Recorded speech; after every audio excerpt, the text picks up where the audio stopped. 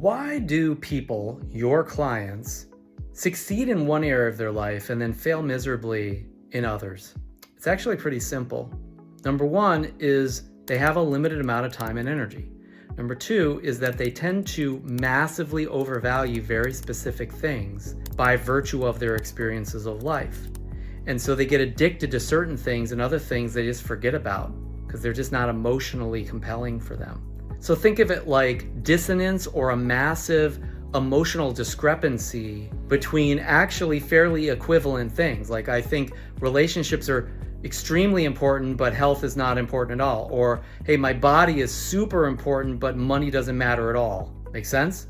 This is not necessarily the way they think, but this is the emotional grounding of almost all clients that you'll work with. Not because they logically don't know better, they do. But emotionally speaking, they got hooked at some point in their life. Make sense?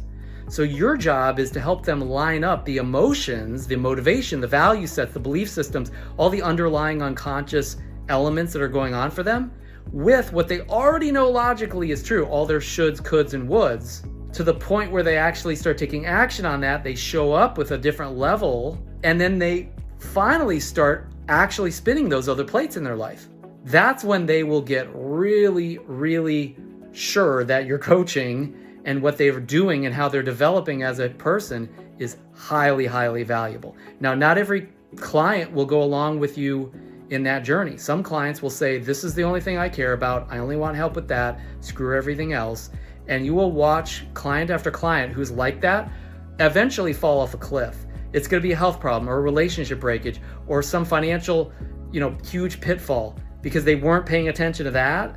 And life is a balance, but your client, they're not. So you can only do the best you can for a client. And ultimately, if you have the choice, you might even fire clients that aren't willing to work with you on a level of balance that they're needing because it's not going to be great for them over the long term.